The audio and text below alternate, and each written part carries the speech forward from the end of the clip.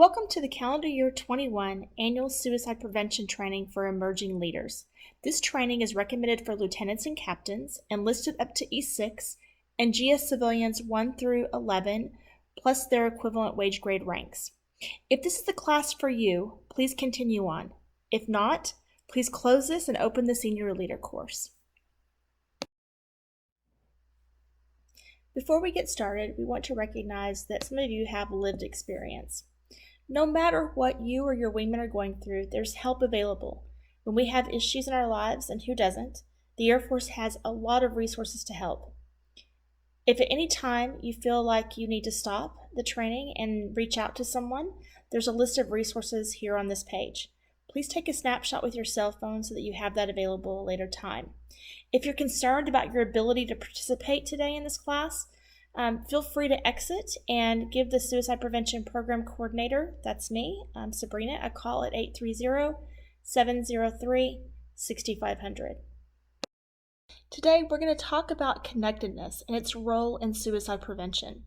We'll also go over the difference between stress and distress, and the risk factors as well as warning signs that are often present in wingmen who are considering suicide. We'll follow that with what you can do as a wingman, what you can do to help your friends, your coworkers, and your family members. And then no suicide prevention class would be complete without reviewing the ACE model, and so we'll do that as well. At the end, we'll talk about how you might increase connectedness, and we'll even provide some coping strategies that you can use. Let's take a look at the difference between stress and distress. Stress is a normal part of our lives. Everyone experiences some stress. Occasionally, those stressors can become overwhelming, and they really do impact our ability to cope and may even result in some symptoms that look a little bit more like a state of distress. Distress is a state of extreme anxiety, sadness, anguish, worry, sorrow, or even emotional pain. And it's when we or our wingmen feel distressed that things get to the extreme, that we should take a knee and ask for some help. It may be helpful for us to talk about risk factors associated with suicide.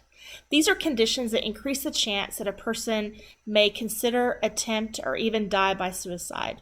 They can be internal or external events, situations, or behaviors, and they're often sources of distress. Sometimes you can see them, sometimes you can't. When you can, though, it's worth it to take a second look. Let's talk about warning signs. Warning signs can be broken into two groups: early warning signs and then immediate warning signs. So those early signs are ones that make you think something might not be right. So someone expresses feelings of being trapped or not having hope for the future.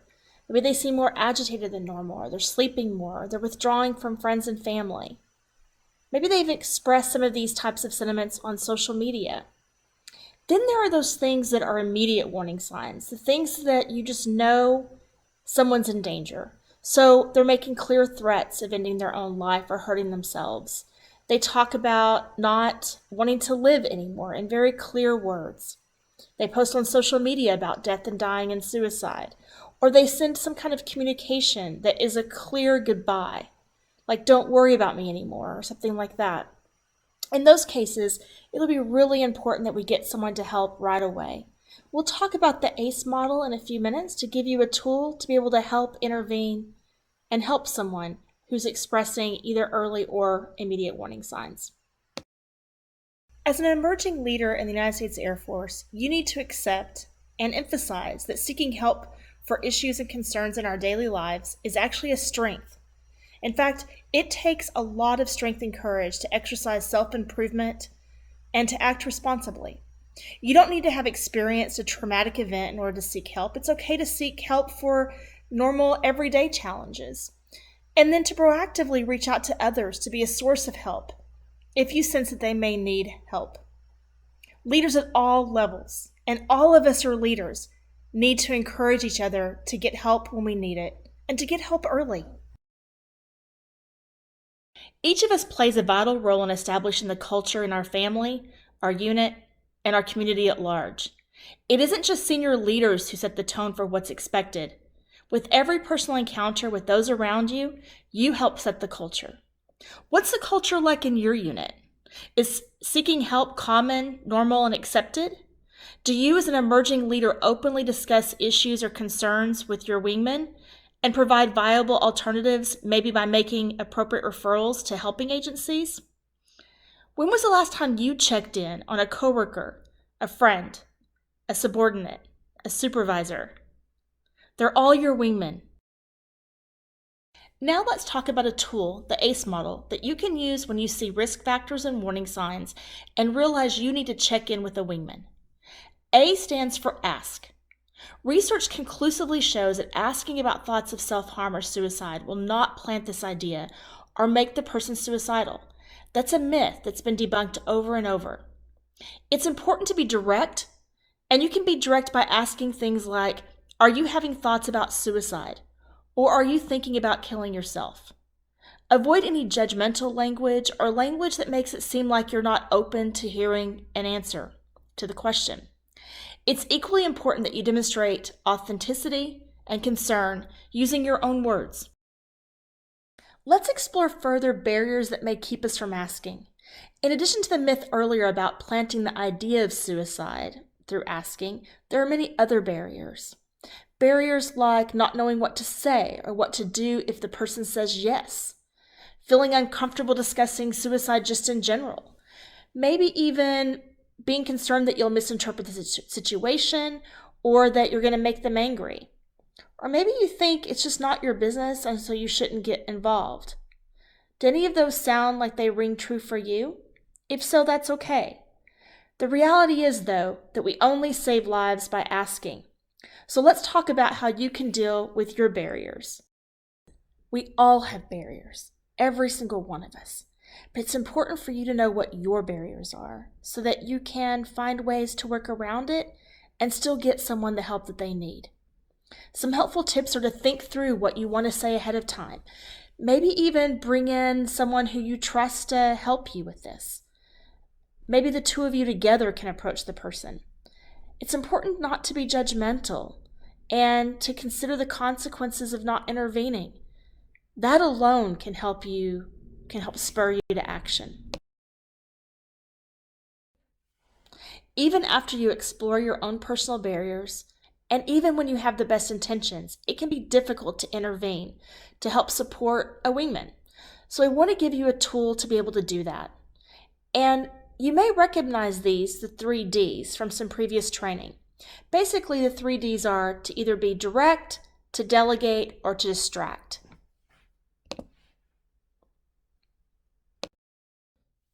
You may find, considering your own personal barriers, that one of these works best for you.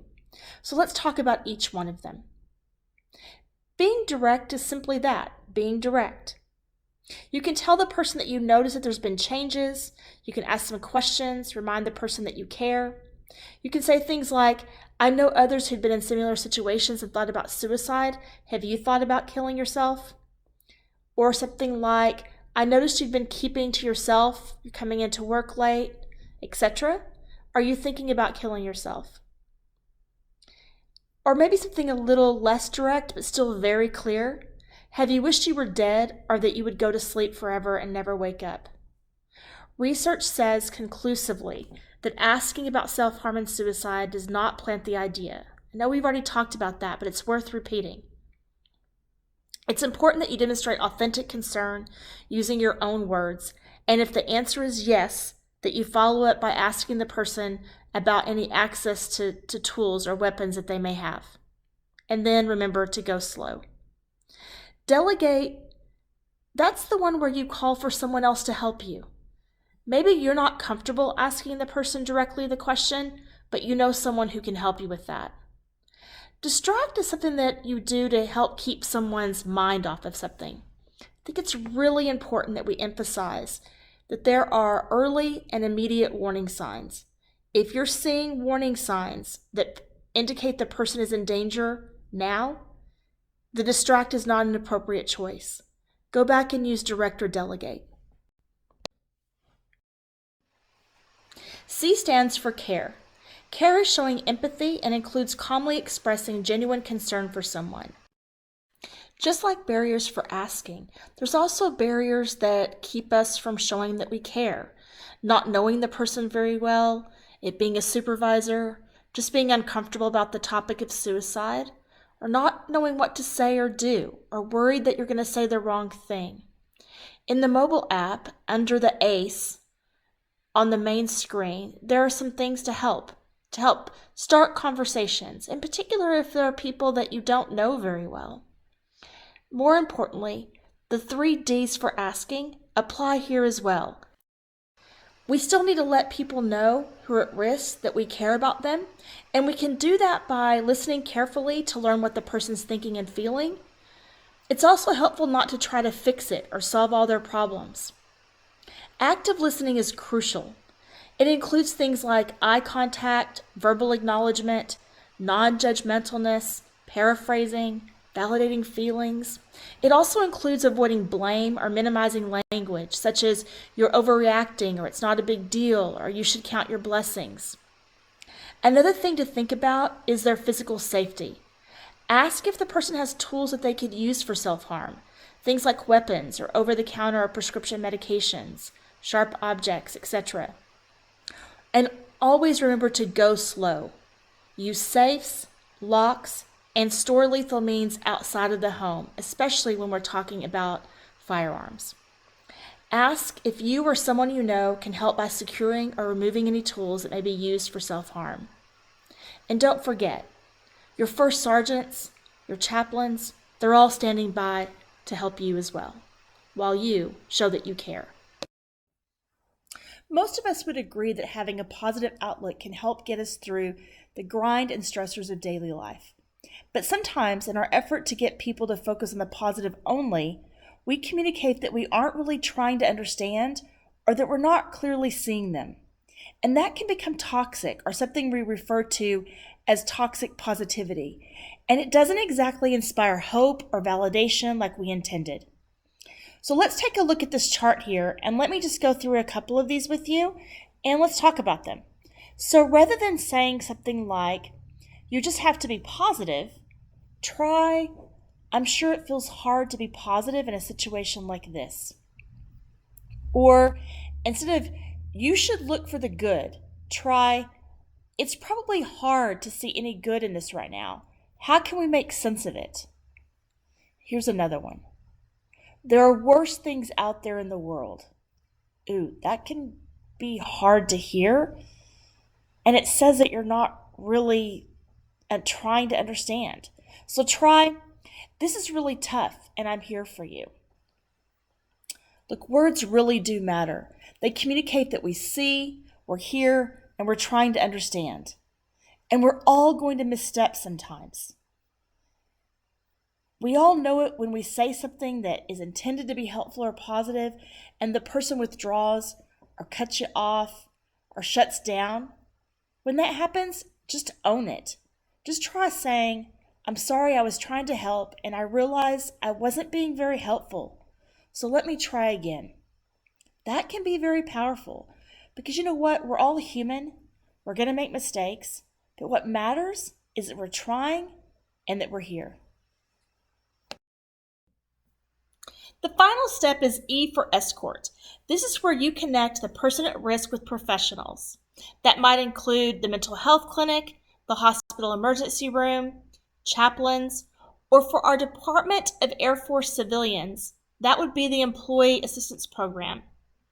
But don't forget, if someone is at immediate risk for death by suicide, the appropriate option is 911. One last thing to consider is how prepared are you to go slow? Using safes, locks, and storing lethal means outside the home are crucial to saving lives. And a spare gun lock, whether you own firearms or not, should be an essential part of every safety kit, both in your car and inside your home. If you find that you need an extra spare gun lock or two, just call 830-703-6500 and we'll get you one today. Let's talk about protective factors. Protective factors are things that guard against suicide. Connected units, organizations, and communities where everyone feels accepted, valued, and respected is extremely important. Connectedness and belonging help foster protective, supportive environments, which increase resilience before, during, and after stressful events. It helps us recognize signs of stress and distress earlier on in others as well as ourselves. The reality is we must take care of ourselves in order to be able to take care of our team.